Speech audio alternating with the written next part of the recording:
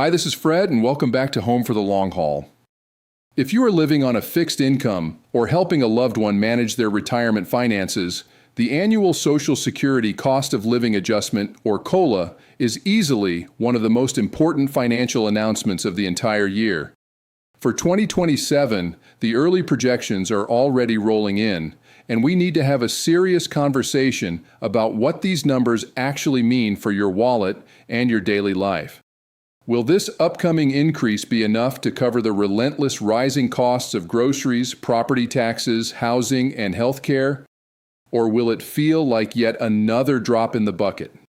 Today we are going to break down the exact numbers being projected for 2027. We will look at exactly how the government calculates this annual increase, and we will explore why so many seniors feel like the COLA always falls drastically short of their everyday reality. Most importantly, we will discuss practical steps you can take right now to protect your assets and stretch your dollars further. Let us dive in. The early projections for 2027. Let us start right off with the numbers. Right now, major organizations that advocate for seniors are forecasting the 2027 COLA to land somewhere between 3.6% and 3.8%. For example, the AARP is estimating a 3.6% adjustment based on recent inflation trends that show the economy cooling down slightly. Meanwhile, the Senior Citizens League, a well-known nonpartisan advocacy group, is projecting a slightly higher 3.8% increase. To put those percentages into real, tangible dollars, we have to look at the averages. The average retired worker currently receives around $2,026 a month from Social Security. A 3.8% bump would increase that average monthly benefit by about $77. This would bring the new average monthly check to roughly $2,103. If you want to estimate your own specific increase, simply take your current monthly benefit amount and multiply it by 1.038. Compared to the 2.8% increase we saw in 2026, a 3.8% boost certainly sounds like a step in the right direction. It is definitely higher than the historical average we have seen over the last 20 years, excluding those massive pandemic-era spikes.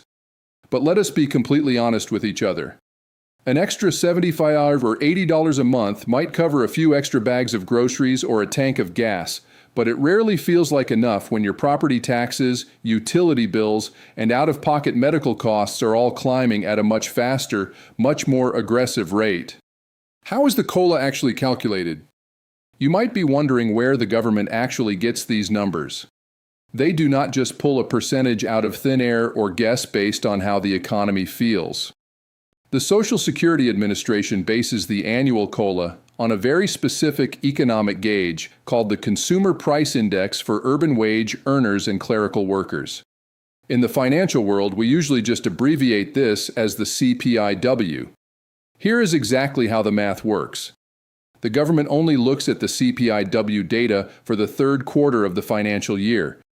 That means they strictly track the inflation numbers for July, August, and September. They take the average inflation reading for those 3 specific months and compare it to the average for those exact same 3 months from the previous year. The percentage difference between those two periods becomes your official COLA for the following year. Because they only use data from the third quarter, the projections we are seeing right now in the summer are just educated estimates. The official, finalized announcement will not happen until October 14th, right after the September inflation data is released to the public. The new increased payment amounts will then officially take effect, starting with your benefits paid in January of 2027. The fundamental problem with this entire system is the inflation index itself. The CPIW is specifically designed to track the spending habits of younger working-age people who live in urban environments. It heavily weighs things like the cost of daily commuting, buying new electronics, and purchasing apparel. But as we all know, younger workers spend their money very differently than retirees do. The gap between COLA and reality. This brings us to the single biggest frustration most seniors have with the Social Security system. The inflation metric used to calculate your annual increase simply does not accurately reflect the inflation you actually experience in your daily life. When you are aging in place and living on a fixed income, your biggest expenses are usually healthcare, prescription drugs, housing maintenance, and groceries. Healthcare costs historically rise at a much faster pace than general everyday inflation. In many years, the increase in Medicare Part B premiums alone can eat up a massive chunk of your entire COLA increase before you even see the money hit your bank account. Because of this disconnect, research from advocacy groups shows that Social Security benefits have lost roughly 14% of their true buying power over the past decade. When the overall cost of living goes up, but your income does not keep pace with the specific things you need to survive, you are essentially taking a quiet pay cut every single year. Advocates have been fighting for years to switch the calculation to something called the CPIE, which is an index specifically designed to track the expenses of the elderly. Until a change like that happens in Congress, older adults will continue to struggle. Recent surveys show that a shocking number of seniors rely almost entirely on Social Security to survive, with over half living on less than $2,000 a month. When a $77 increase is supposed to cover the rising cost of home maintenance, property insurance, and medical care, the math simply does not work out for the long haul. What can you do to protect yourself? Since we cannot control the official COLA percentage or force Congress to change the math overnight, our focus has to be on what we can control. Protecting your financial independence as you age requires proactive, defensive planning. I know firsthand how fast a financial cushion can disappear when life throws you a curveball, whether it is a severe health crisis or just the slow, steady drain of inflation. But you can protect what you have built. First, you must ruthlessly review your Medicare coverage during the annual open enrollment period. Make sure you are not overpaying for an outdated plan that no longer fits your specific medical needs, and double-check if your regular prescriptions are covered on a cheaper tier with a different provider. Second, actively hunt for senior discounts and local assistance programs. Many states and counties offer property tax relief, utility assistance, or weatherization programs for older adults living on fixed incomes.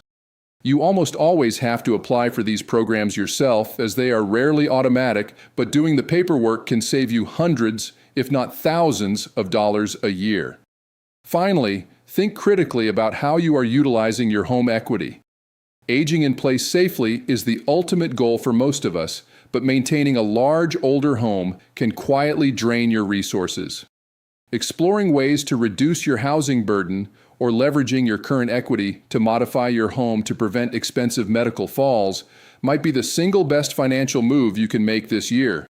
Conclusion: the official 2027 COLA announcement in October will give us the final exact number, but regardless of whether it lands at 3.6% or 3.8%, the daily reality remains exactly the same. You have to act as the CEO of your own retirement.